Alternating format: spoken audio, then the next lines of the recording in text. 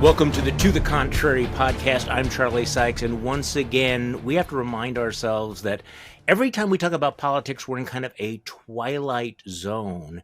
And of course, we saw that with the president's, with Donald Trump's unpresidential speech, the not State of the Union address the other day. So to try to hash all of this out, we are very fortunate to be joined by my old friend Karen Tumulty from the Washington Post, who has covered 10 presidential campaigns.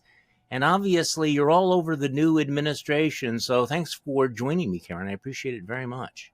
Oh, Charlie, it's good to have you back. Good to be here. Okay, so when I say Twilight Zone, this is what I'm getting at. And you covered the campaign. You were everywhere, all over the country last year. But I'm looking at this tweet here from somebody saying that, if somebody had said in October that Donald Trump would blame Ukraine for not surrendering, that his terrorists would do massive economic damage, that he'd ensure that none of his cronies were prosecuted while they ran steadily more absurd crypto scams, we would be told that, that we had Trump derangement syndrome.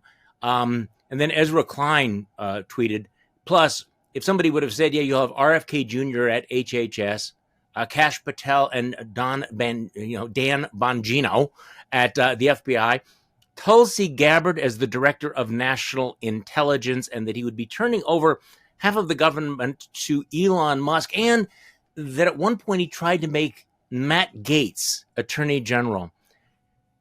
We would have thought we were losing our minds. I mean, if you would have suggested that at any point in the campaign, people would have said, Karen, that's just crazy talk. And yet, this is the world we live in today. Yeah, I think what we are learning is that the phrase, well, he doesn't mean it, should never be applied to Donald Trump. And you also should add Project 2025, which throughout the campaign, they claimed they had nothing to do with, no knowledge of what was even in there. And now you see them kind of going by the book. No, they are going by the book. And I guess this is, we keep coming back to the fact that they told us what they were going to do.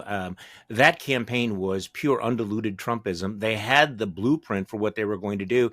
And yet it does seem that official Washington is taken completely by surprise that Donald Trump is Donald Trump and doing exactly what he laid out he was going to do.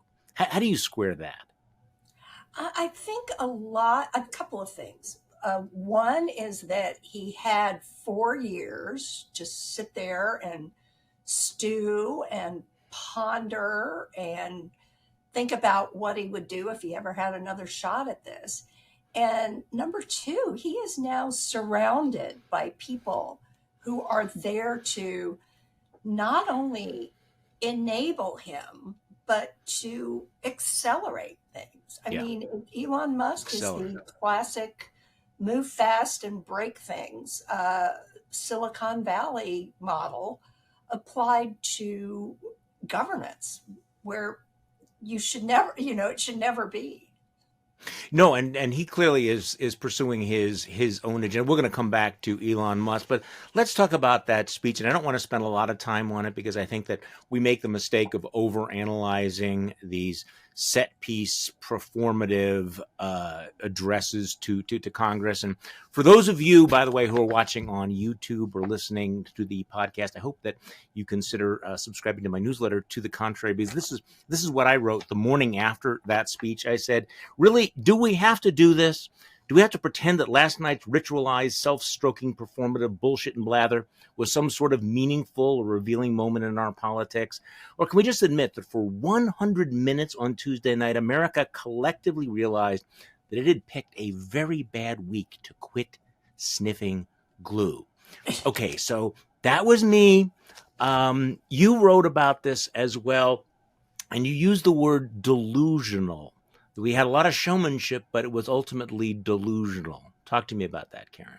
Well, I mean, because here we are on the most ominous day of Trump's second term. Yeah. The market has crashed.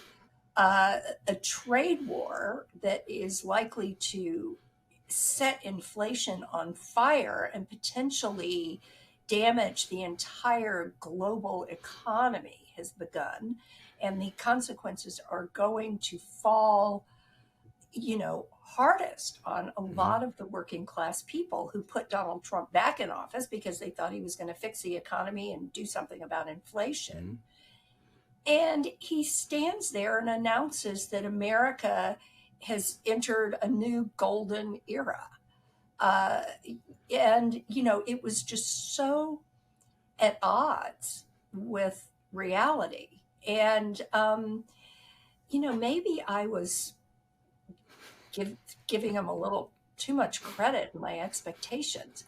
But he's also reached this point where there are some things that to get them done, I mean, he's been doing all of this with executive action, uh, Hmm. trampling the separation of powers in the Yeah. Constitution. But now he's getting to the point where he's got to actually have Congress do some things for him, starting with making those tax cuts permanent and, money that he wants for the border. And he's also, there's a couple of big things coming up that he's even going to need a few Democrats to do. Yeah, he wasn't exactly reaching across the aisle, was he? Though, and you're talking about No, the possibility of a government shutdown, which I think becomes more likely every day. What do you think? I have my operating assumption has been that Democrats don't like shutdowns. But I've got Yeah. to tell you, I am talking to people on the Hill Democrats on the Hill, who are just saying, let it let it shut down, which again, I'm not used to hearing from Democrats. Yeah, that's not their usual thing. But frankly, I'm not even sure that Donald Trump cares whether he shuts the government down.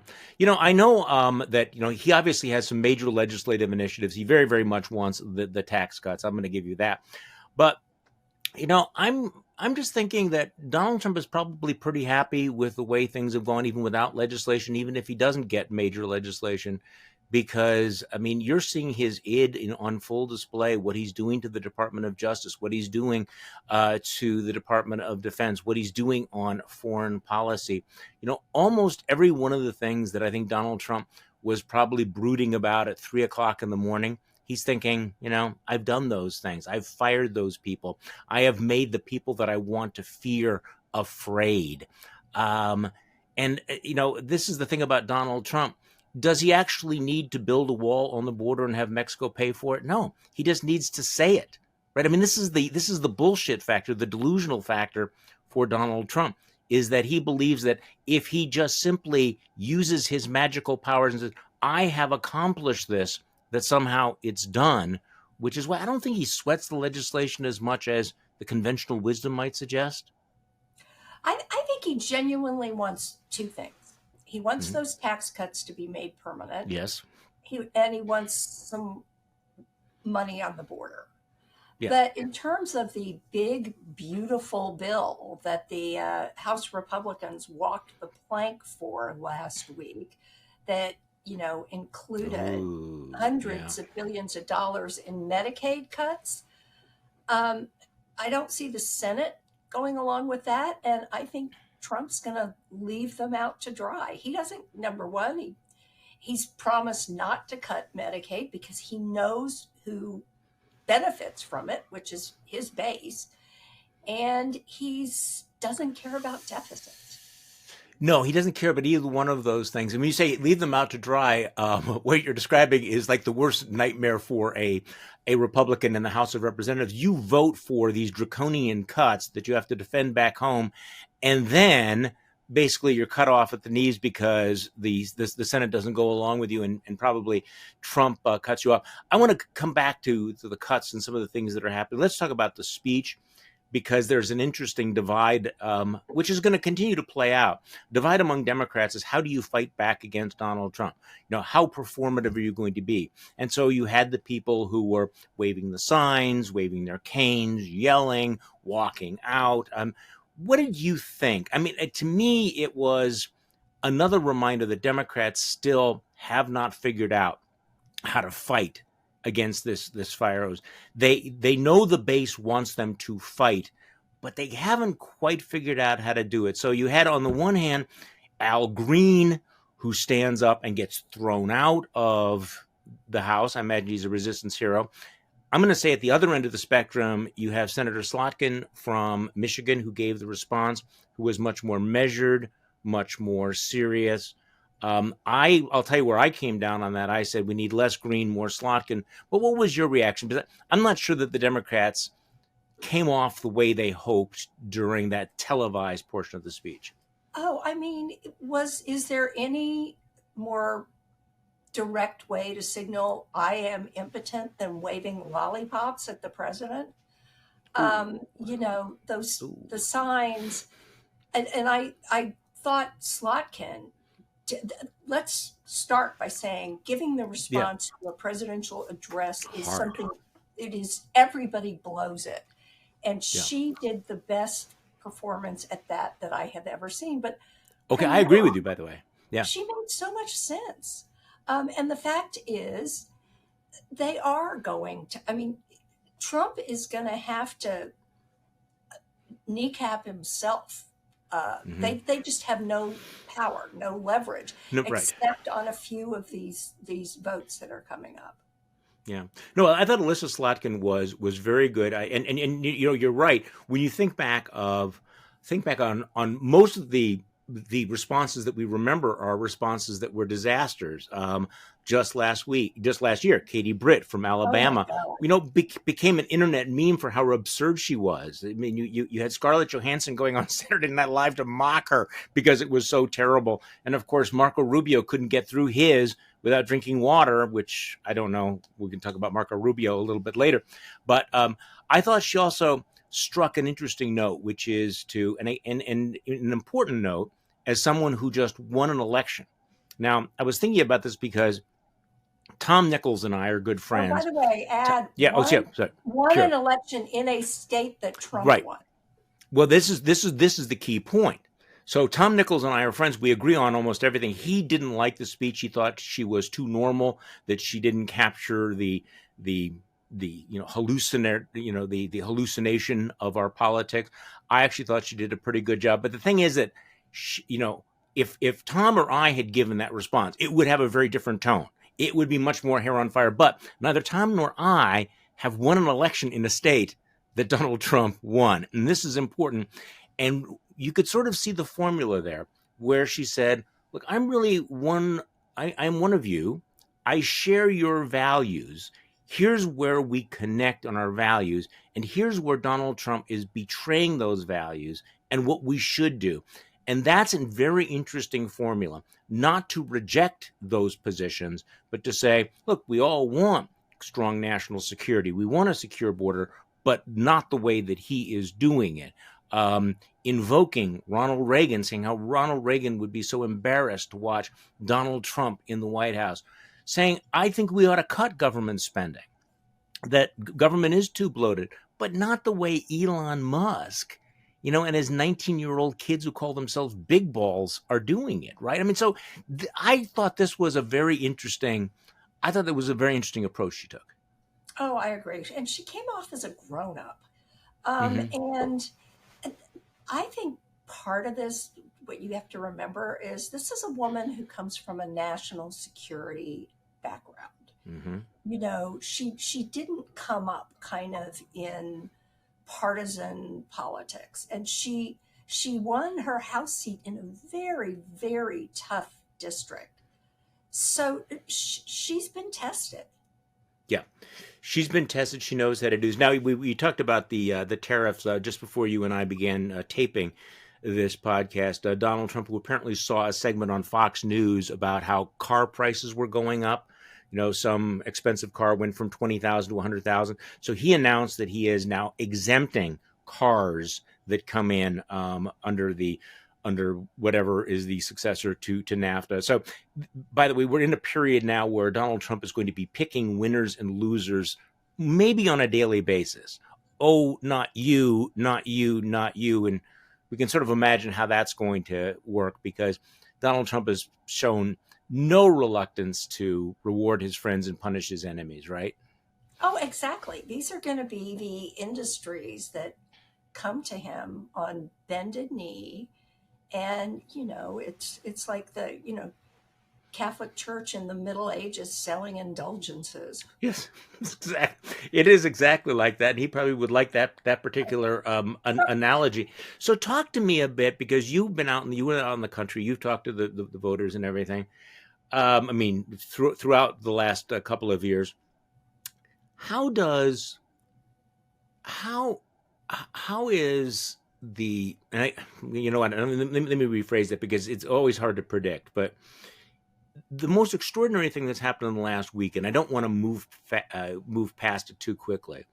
The the way the United States changed sides in the war over democracy, how we sided with Russia, how we clearly betrayed Ukraine, and then we had that extraordinary meeting in the Oval Office where J.D. Vance and Donald Trump berated Volodymyr Zelensky, threw him out in the most humiliating fashion from the White House, and then follow that up by cutting off military aid and apparently intelligence support.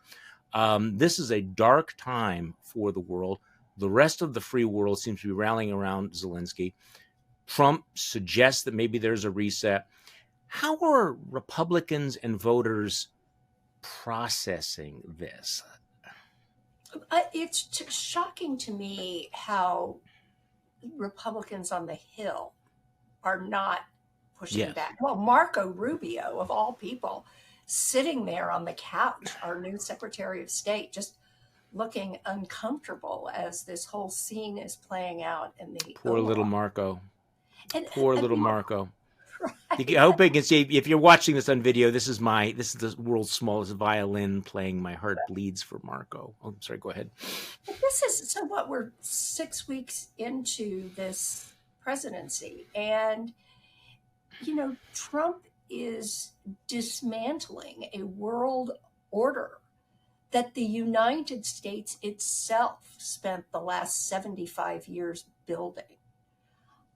It is just remarkable, and that. Is that what Republicans want? Is that what voters want? I mean, I understand the appeal of, hey, let's put America first. Let's put more resources into the United States.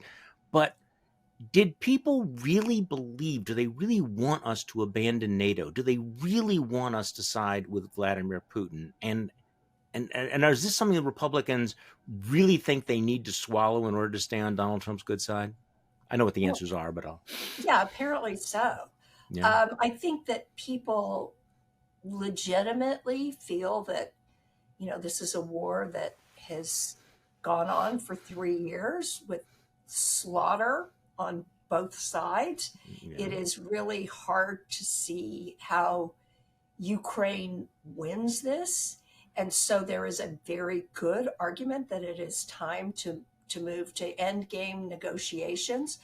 But to cloak all of that in lies about which country invaded and which leader is a dictator is the thing that I wouldn't have thought Republicans, as beholden as they are, as dominated as they are by Trump. I would have thought this was too far.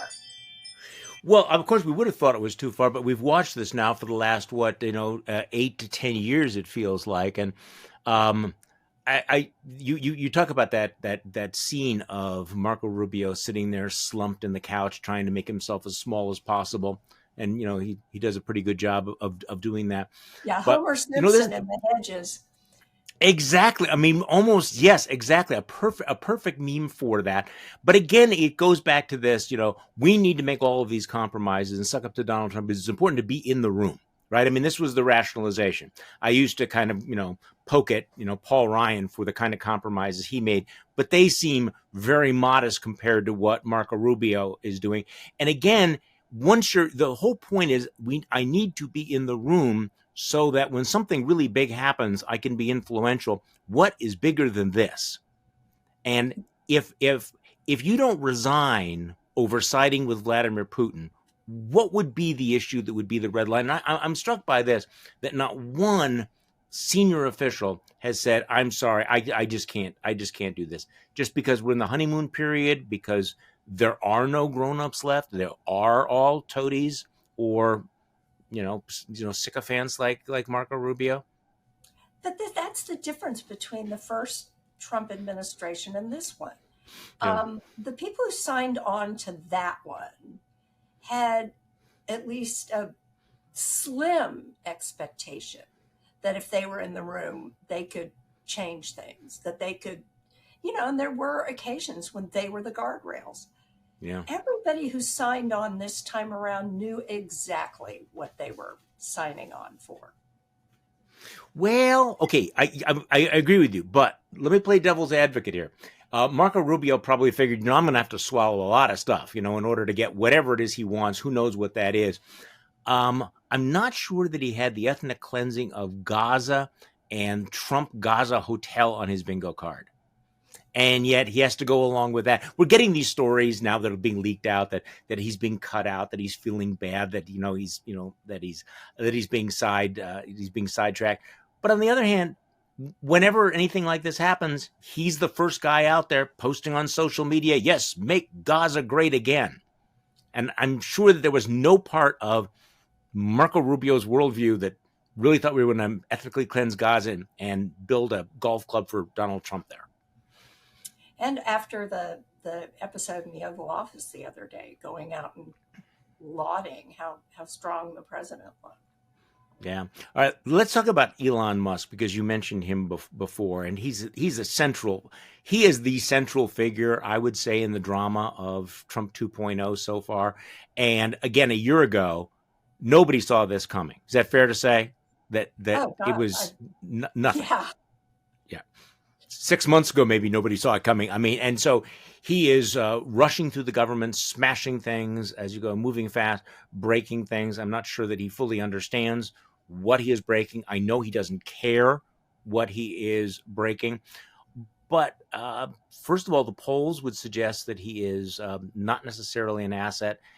And his lack of political experience keeps coming through. So, for example, what do you make of the fact that he goes on Joe Rogan's show and refers to Social Security as a Ponzi scheme at the same time that he's slashing the staff of Social Security, which, I don't know, I literally don't know a single Republican elected official who would come within 10 miles of saying something like that.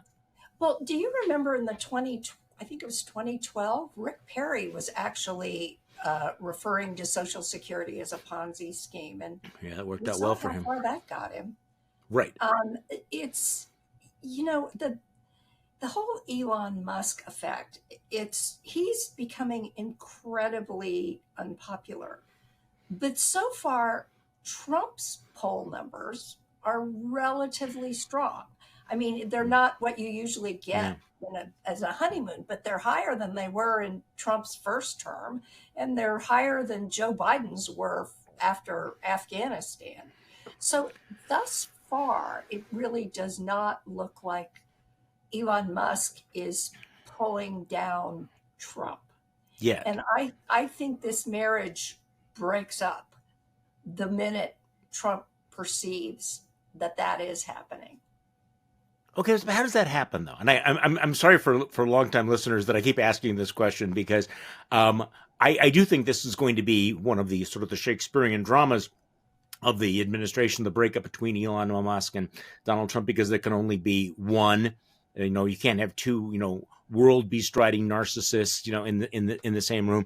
But this is how does it happen? How does Donald Trump get rid of somebody as big and as unhinged as Elon Musk?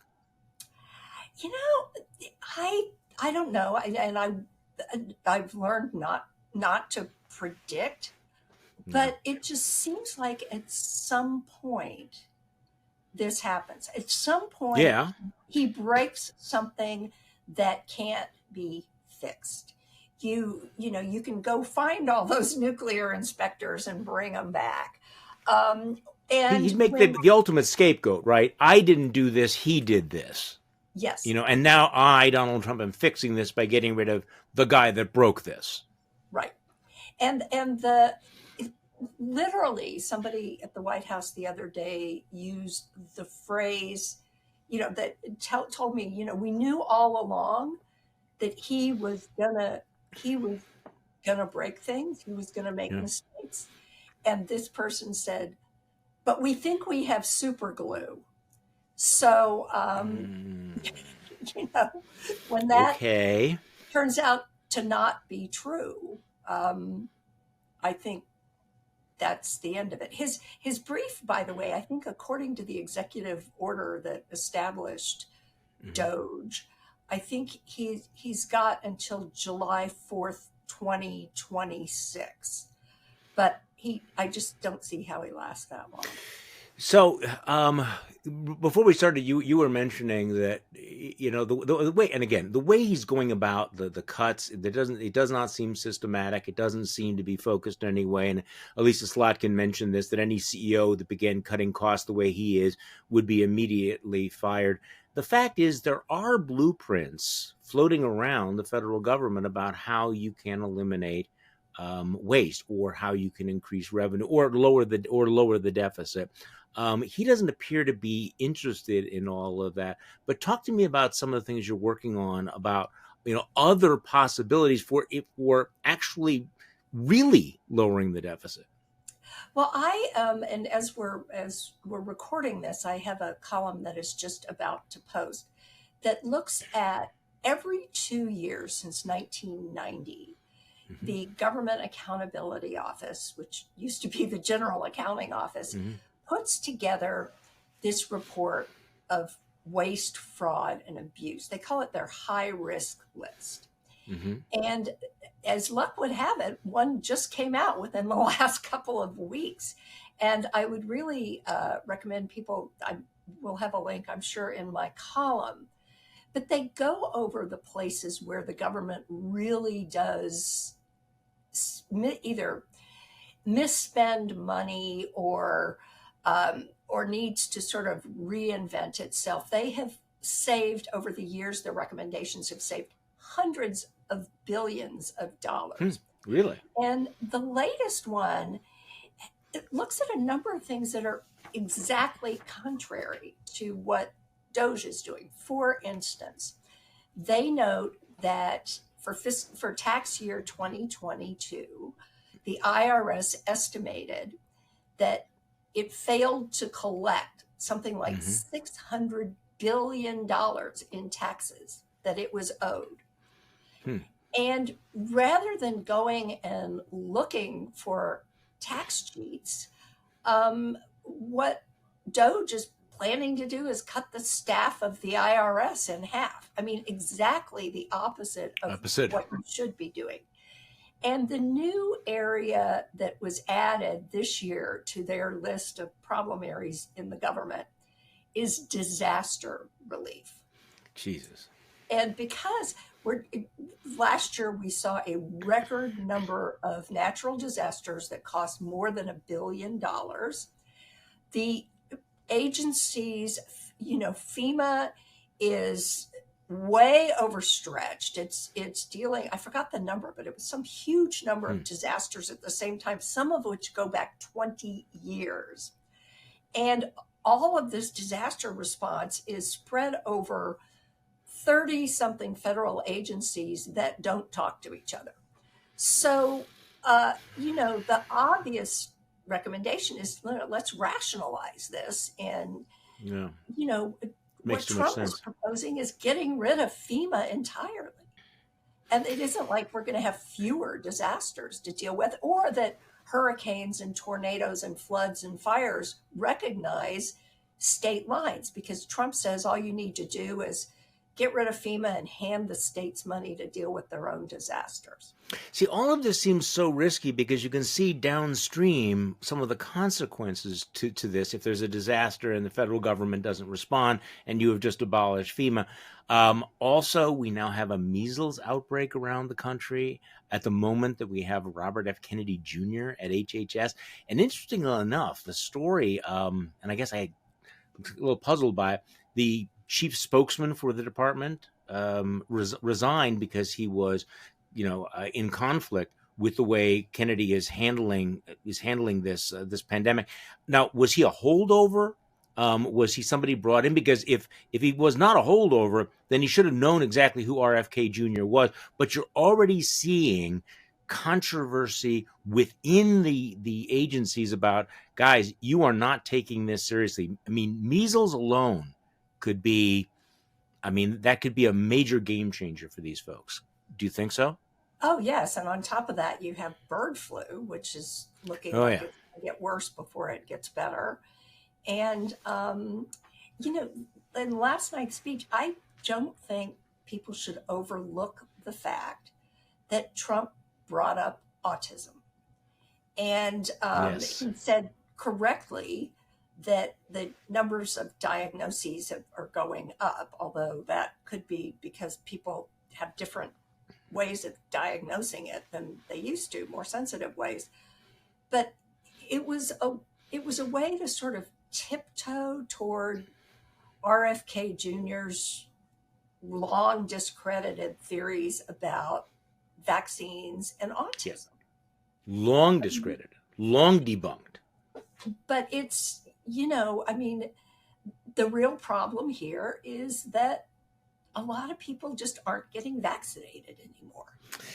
Well, and so that, and the potential disaster of that. I mean, having lived through, watching polio be eradicated, measles disappearing from this country because of vaccination, and that we are now rolling back some of the great medical miracles of our time. What could possibly go wrong? And by the way, I don't want to cast this simply in terms of the political fallout, because the implications for children, for vulnerable individuals, is obviously huge. I mean, the people will quite literally die.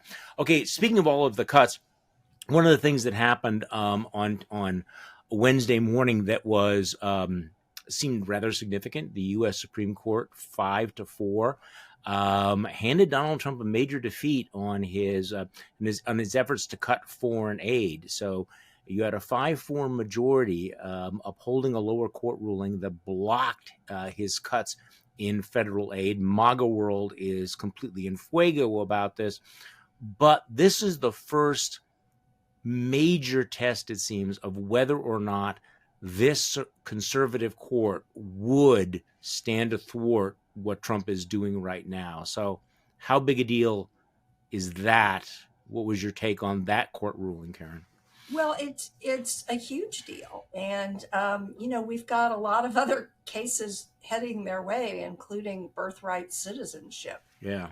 And the next question is, would we know Trump doesn't have a lot of regard for court rulings, but Yeah. what is he going to do when it's the Supreme Court ruling? I mean, would even Trump be audacious enough to defy the United States Supreme Court?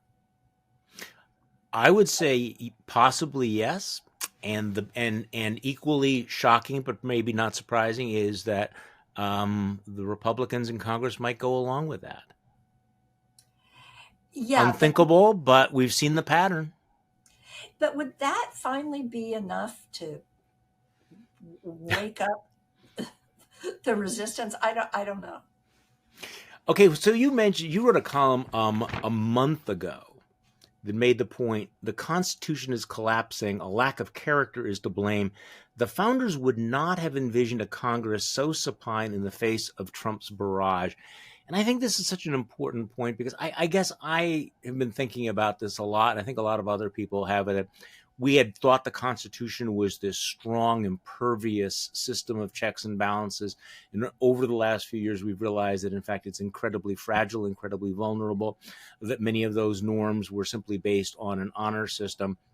And so as I look at it, you go, perhaps the Constitution, is a much more flawed document, is failing to do what we thought. But it does come down, as you write, to character, isn't it? Because the Constitution always relied on men and women of strong character to uphold it. Yeah, and while people use the phrase constitutional crisis a lot, I do think that it's more of a constitutional collapse because, Hmm. the Hmm.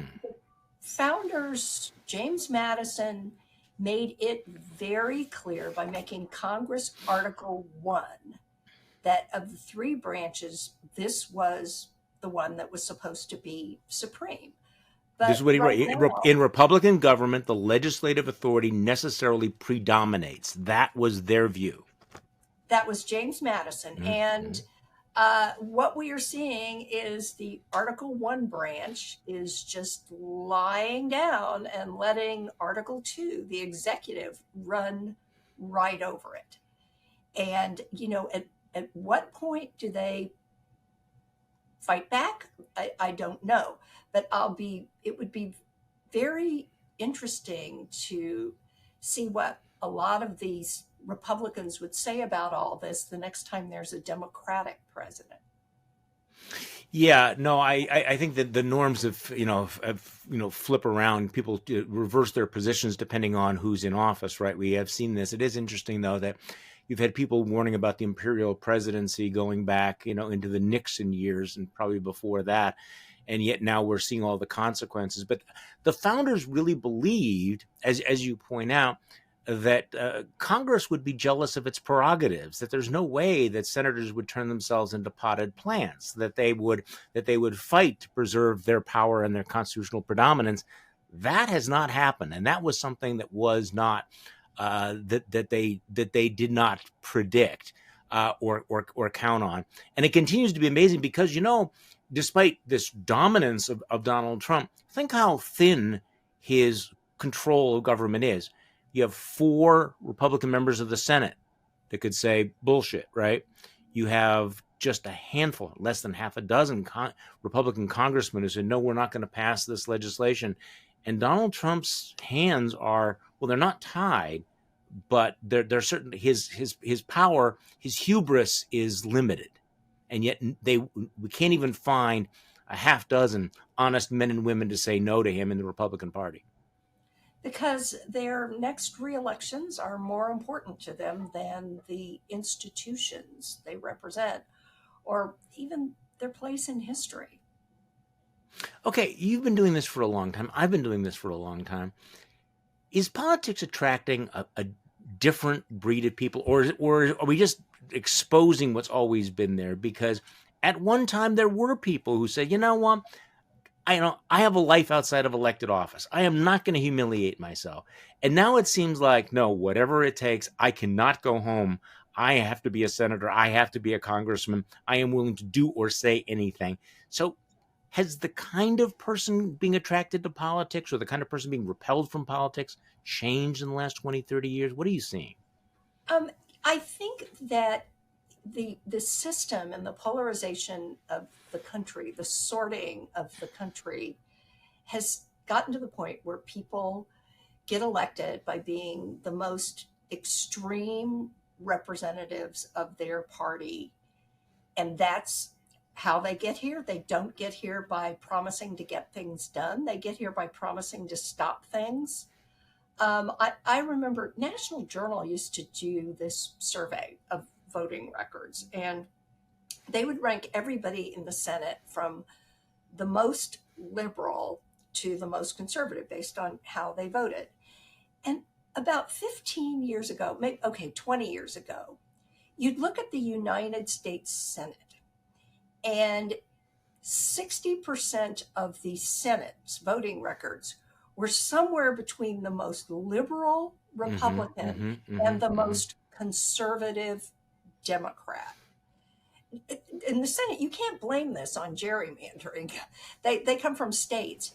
And yet, by 10 years ago, there was not a single senator who was somewhere between the most liberal Republican and the most conservative Democrat. The moderates have essentially been wiped out in the Senate. Yeah. Well, and I think there's also just thoughtful members. Here in Wisconsin, we had Mike Gallagher, who was a rising star in the House of Representatives. I mean, he could have been Speaker someday. And at the age of 39, he said, "I'm out of here. I don't want to do this anymore." And so I'm looking at the kinds of people who are now in office. You got a guy named Van Orden out west. You have he was a Gallagher seat has been replaced by a MAGA guy. It's also a much more mediocre group. So we're going to live with that for a very long time. Well, I did a piece recently on Mikey Sherrill of New Jersey and Abigail Spanberger of Virginia, two women from these national security backgrounds. Very impressive. In Congress when Alyssa Slotkin did. Yeah. Both of them are leaving. And oddly enough, they've been roommates in Washington for 4 years. But both of them are leaving to go run for governor. And when I interviewed them, they said, Congress has just become all about the processes and not about actually getting anything done. And if you want to do things, you can't do it in the legislative branch in Washington. Well, let's talk about one of the other guardrails of democracy, and feel free not to answer this question, Karen, because we have to talk about the way the media is reacting to all of this. And so I know where this is going, yes. So talk to me. You're an associate editor of the Washington Post. How go things there with your owner deciding that he's going to be flexing his muscles a little bit? So I'm throwing out the Jeff Bezos question for you, Karen. What's going on there? I don't understand yet myself how and if this is going. I mean, I am still writing exactly what I want to write. I have written 2 pretty critical columns about the Republicans in the last week. I'm not always critical of the Republicans, but my columns have gone in exactly how I've written them. So, I just don't know. I mean, who among us isn't for individual freedom and I'm all for that. So I wish I could tell you how this is all going to play out. I just don't know. A lot may become clearer when the Post hires a new opinions editor. But for now, I'm still writing things the way I always did, and nobody's trying to pull the reins. So that's good. We know what the former editor Marty Barron thinks about this. What do you think Katharine Graham would think about what's going on? This just was not the way she ran things when she owned the paper. And by the way, it is not how Jeff Bezos has run the paper. I mean, Marty Barron wrote an entire book that pretty much lionized Jeff Bezos and all of the times that he had that was then stood up for our independence.